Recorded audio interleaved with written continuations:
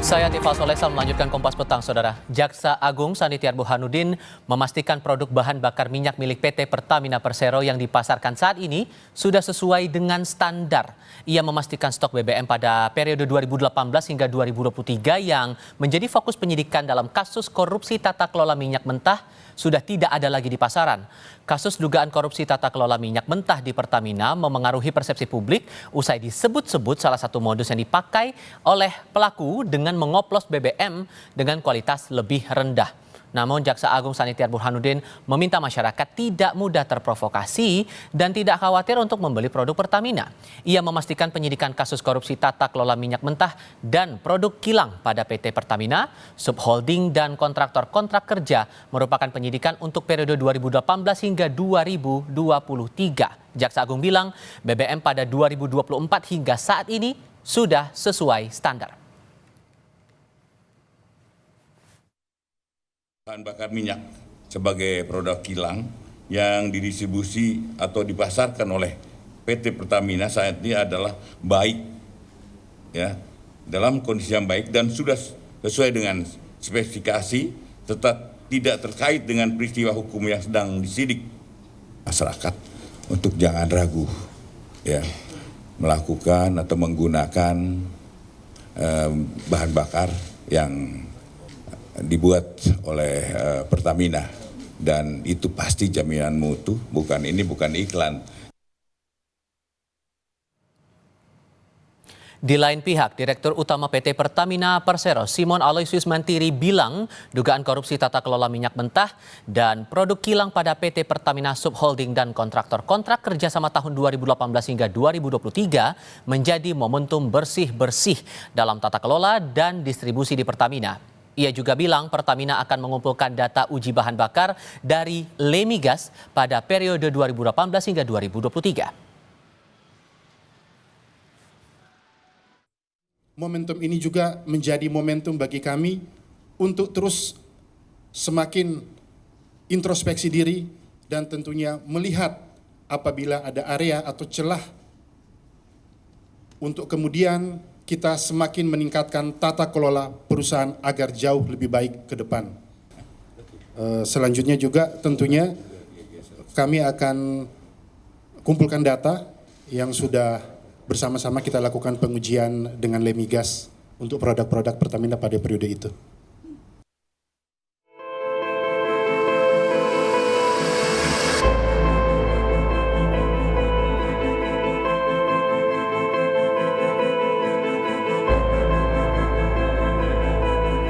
Dalam rapat dengan Komisi 3 DPR, Jaksa Agung Muda Bidang Pidana Khusus Kejaksaan Agung, Febri Adriansyah, kembali menegaskan kasus korupsi berujung dugaan pengoplosan di Pertamina. Dia menekankan kejadian ini terjadi hanya tahun 2018 hingga 2023. Di luar kasus yang ditangani, Kejaksaan Agung juga meminta tidak meninggalkan produk Pertamina karena perusahaan ini menyatakan terbuka untuk menguji produknya. Untuk Pertamina dan secara terbuka untuk menguji produknya, dan saya dengar ini sudah dilakukan. Kepada masyarakat kami himbau jangan tinggalkan Pertamina. Itu diawali dari ekspor dan impor minyak mentah, dan rentetannya tadi menyangkut blending yang disebut di Kalekrama itu oplos. Ada pengubahan ron-ron itu kan? Yang ditanya yang sekarang atau kemarin? Yang kemarin. Oh, yang kemarin yang jelas naik penyidikan itu kan pasti ada. Ya pasti ada lah kesalahan, nggak mungkin naik penyidikan. Oke, sampai 2023. Ingat ya, sampai 2023. Cukup? Terkait kualitas bahan bakar Pertamina, Kepala Lemigas Kementerian ESDM Mustafid Gunawan menjamin kualitas bahan bakar yang dijual melalui SPBU Pertamina telah sesuai dengan spesifikasi. Seluruh yang kami lakukan pengujian spesifikasinya memenuhi sesuai ketentuan yang ditetapkan di pemerintah dalam ini di Ditjen Migas. Kemudian yang terakhir yang kemarin kami melakukan pengujian juga di sebagaimana sampaikan Pak Dirut di Jakarta, kemudian di Depok, Bogor, termasuk Tangsel dan Plumbang. Kami sudah melakukan pengujian khusus untuk yang RON, semuanya sesuai dengan ketentuan yang ada di dalam peraturan di Ditjen Migas.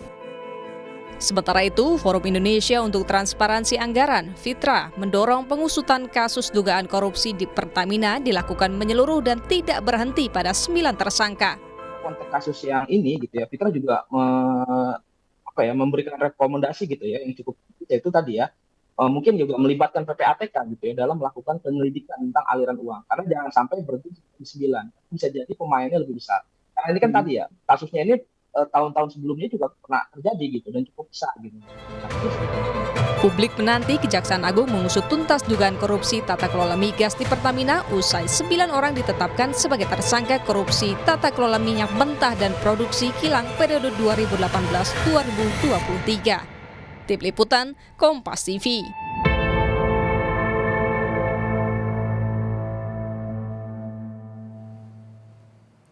Setelah pernyataan Jaksa Agung itu, sejauh mana kasus dugaan korupsi di Pertamina ini akan diusut? Kami akan bahas bersama anggota Komisi 12 DPR RI fraksi Partai Demokrat Mulyadi, bergabung juga peneliti Pukat UGM Zainur Rohman dan pengamat otomotif Fitra Eri Purwotomo. Selamat sore semuanya, apa kabar?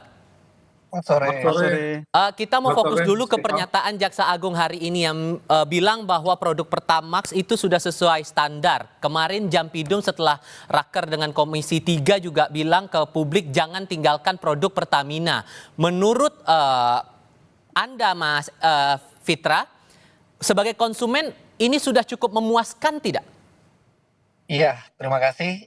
Jadi kasus yang kemarin itu memang sangat mengejutkan masyarakat dan terjadi penurunan drastis kepercayaan ke Pertamina. Seperti kita ketahui, kepercayaan itu adalah sesuatu yang dibangun dengan lama, waktu dan pembuktian bisa hancur dalam sekejap. Nah, dalam posisi kayak gini tentunya sangat naif jika mengharapkan kepercayaan itu langsung pulih begitu saja gitu ya. Tapi Pertamina sudah ke langkah yang benar, tinggal bagaimana ke depannya memastikan hal seperti yang terjadi beberapa tahun itu tidak terjadi lagi, dan publik pun lambat laun mungkin akan merasakan bahwa kualitas Pertamina membaik dan barulah kepercayaan bisa diraih. Tapi tidak bisa sekejap, itu butuh waktu kalau menurut saya. Dan sampai lembaga penegak hukum sendiri yang bicara soal itu, Anda sudah merasa teryakinkan dengan itu, Mas Fitra? Jadi kalau saya pantau di sosial media gitu, justru banyak yang mempertanyakan kenapa sampai Kejagung yang mengkonfirmasi kualitas Pertamina. Sebenarnya kan kualitas Pertamina itu mestinya Pertamina sendiri yang mengkonfirmasi atau Lemigas gitu ya. Tapi ini sampai ke badan hukumnya, jadi menimbulkan pandangan publik itu yang kenapa sampai aparat penegak hukumnya yang mengklarifikasi untuk Pertamina. Tapi anyway, kita tentunya berharap bahwa kualitas Pertamina itu sudah baik, tapi memang tetap butuh waktu untuk mengembalikan kepercayaan masyarakat. Karena kemarin itu bisa sampai 5 tahun gitu kecolongan gitu. Sebelum saya beralih, saya mau tanya juga ke Anda, Mas Fitra, karena Anda juga mengunggah di media sosial Anda sudah sempat diperiksa juga oleh pihak Kejaksaan Agung sebagai saksi ya begitu dalam perkara yang sama yang kita bahas sekarang. Seputar apa saja yang ditanyakan oleh jaksa saat itu?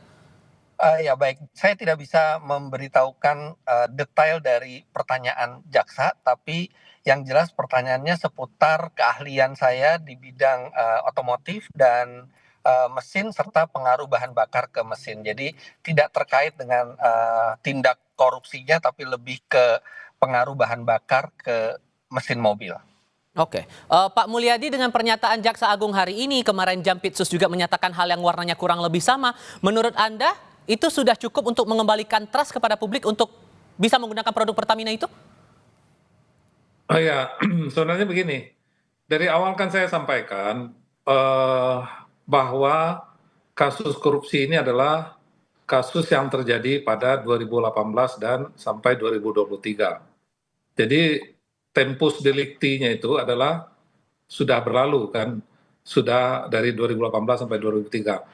Persoalannya di 2025 ini, akibat dari persoalan yang terjadi pada tahun sebelumnya, ini menimbulkan hilangnya kepercayaan masyarakat kepada Pertamina. Ini yang sebetulnya menjadi inti persoalan.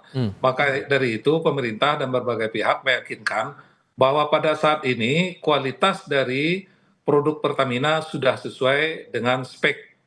Kalau Pertamax RON-nya 92, Pertalite 90. Itu yang sedang disampaikan atau diinformasikan oleh pemerintah. Kalau persoalan korupsi ini masih kelihatannya masih panjang ya. Karena kalau memang itu adalah persoalan korupsi ratusan triliun, tentu ini bukan persoalan kecil. Dan bahkan saya berpikir tentu bukan hanya berhenti pada level pelaku, tentu ada intelektual dadernya, ada dalangnya di balik itu. Biarkanlah itu menjadi ranahnya penegak hukum, khususnya Kejaksaan Agung, untuk menyelesaikan sampai tuntas, sampai ke akar-akarnya. Siapapun yang terlibat, tentu karena kita negara hukum, tentu akan diproses sesuai dengan peraturan perundang-undangan kita. Tapi begini juga Pak, sorry saya potong. Membaca, karena Anda menekankan masalah trust itu tadi, sampai lembaga penegak hukum yang berbicara kepada publik untuk jangan ragukan produk Pertamina, menurut Anda itu perlu? Ya sebetulnya begini, ya ini kan dalam rangka mengembalikan kepercayaan masyarakat. Bahwa saat ini produk Pertamina dapat diyakini bahwa sudah sesuai dengan spek yang ada. Oke. Bukan lagi seperti yang terjadi pada 2018-2003. Kan itu sebetulnya message atau informasi yang disampaikan oleh pemerintah. Oke. Sebenarnya pada saat terjadi 2018-2023 itu kan sebetulnya juga dilakukan pemeriksaan berkala. Nah, ini saya tanyakan tadi, beberapa mitra kerja saya coba hubungi, bahwa ini memang saya mengira tadi itu bagian dari tanggung jawab BPH Migas, ternyata bukan. BPH Migas hanya bertanggung jawab terhadap distribusi di masyarakat, kecuali kalau itu oplosan terjadi di masyarakat, itu BPH Migas. Kalau kualitas ini menjadi tanggung jawab Dirjen Migas, di mana yang melakukan pemeriksaan adalah Lemigas. Yang menjadi pertanyaan, bagaimana hasil pemeriksaan Lemigas pada periode 2018 sampai 2023. Oke, sorry, saya tahan dulu di situ Pak Mulyadi. Saya harus kasih kesempatan ke Pak Mas Zainur. Mas Zainur, merespon ini bagaimana? Sampai Jaksa Agung berbicara sampai ke sana? Sebenarnya tugas dari Jaksa Agung adalah mendudukkan posisi hukumnya, bukan soal apakah produk Pertamina itu sudah sesuai spek atau tidak. Itu adalah tugas dari lembaga lain, dalam hal ini adalah Dirjen Migas di Kementerian ESDM. Tentu kemudian publik perlu mendapatkan informasi yang jelas dari kejaksaan. Kenapa? Karena kejaksaan itu kan firm banget gitu ya, mengatakan bahwa Patraniaga ini membeli RON 92 ya, tetapi ternyata barang yang datang itu adalah RON 88 atau RON 90, kemudian di blending, kemudian dijual dengan harga 92.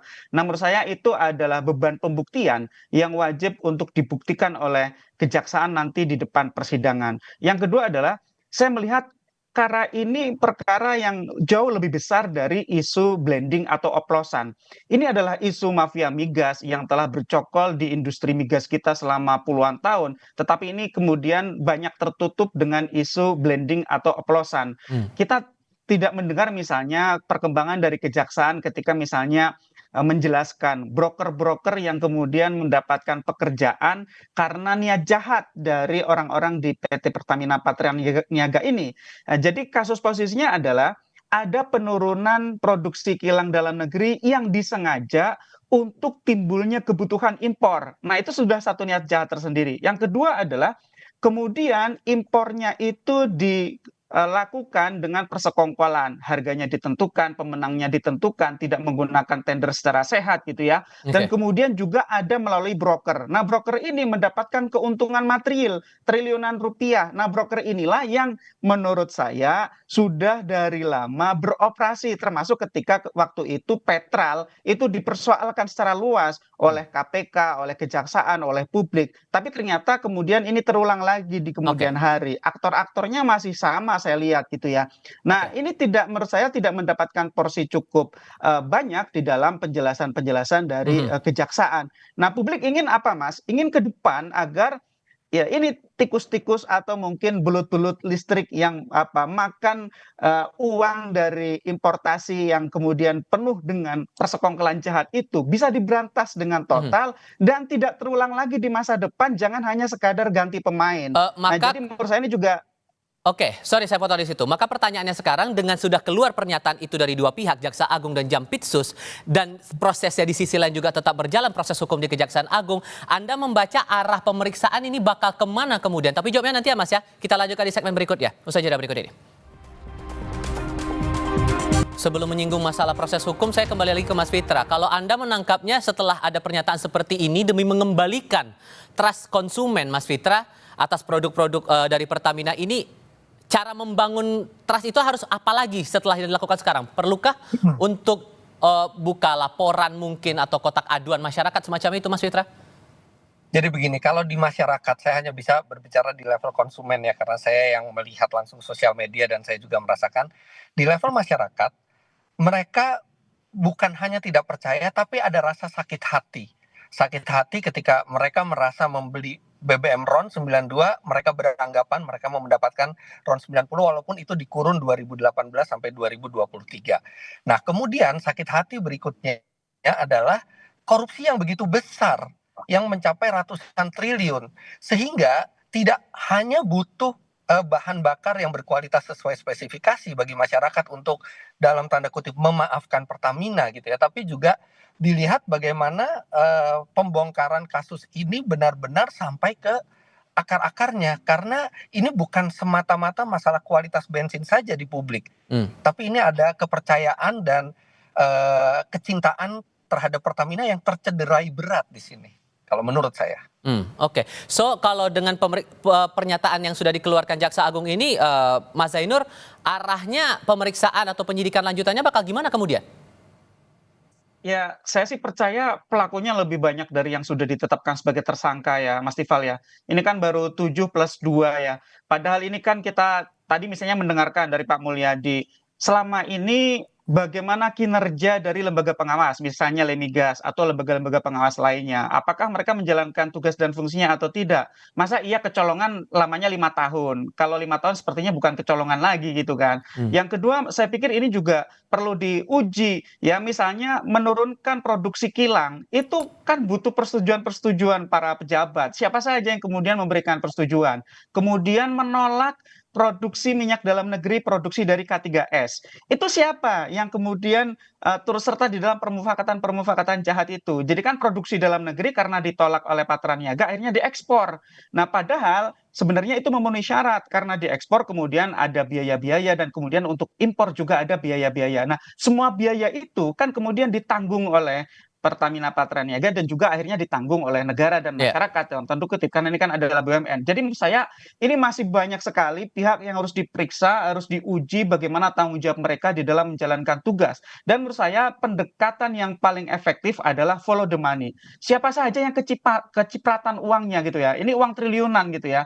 Jadi bisa ditelusuri gitu ya. Siapapun yang menerima hasil kejahatan harus dimintakan pertanggungjawaban secara pidana. Saya nggak percaya kalau hanya 7 dan 2 orang itu, pasti masih ada pejabat-pejabat lain yang turut serta di dalam kejahatan ini. Karena ini kejahatan berlangsung rapi, bertahun-tahun, kolosal, dalam skala yang sangat besar dan punya dampak yang sangat luas. Sehingga sekali lagi ini memang harus dicabut dari akar-akarnya mafia migas ini dan sekali lagi jangan sampai terulang di masa akan datang karena ini ulangan dari kasus Petral sebenarnya. Oke, Pak Mulyadi setuju juga atau ada pandangan lain?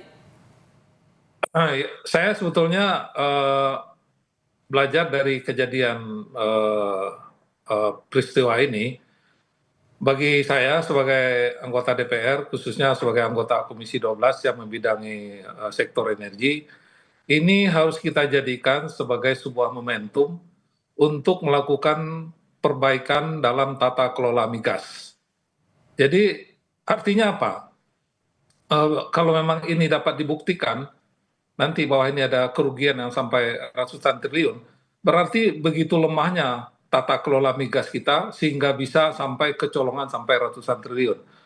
Maka dari itu, momentum ini kita jadikan untuk melakukan perbaikan sehingga ke depan tidak terjadi lagi dalam jangka panjang hal-hal yang sangat mengejutkan seperti yang terjadi saat ini. Saya sebagai anggota DPR sendiri sangat terkejut dengan kejadian ini sebagai anggota Komisi 12 yang membidangi sektor energi. Oke. Kemudian gimana? Ya, silakan singkat saja Pak, silakan.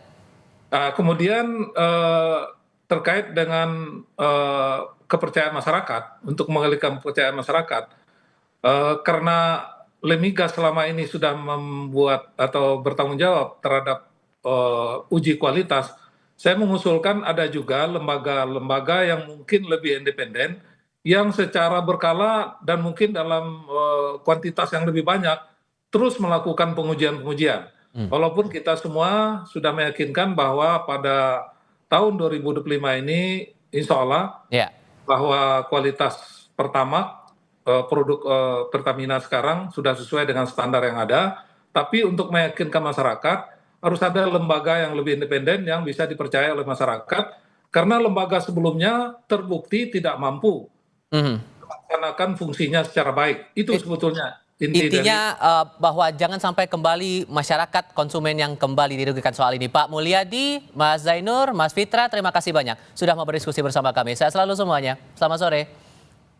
Selamat sore.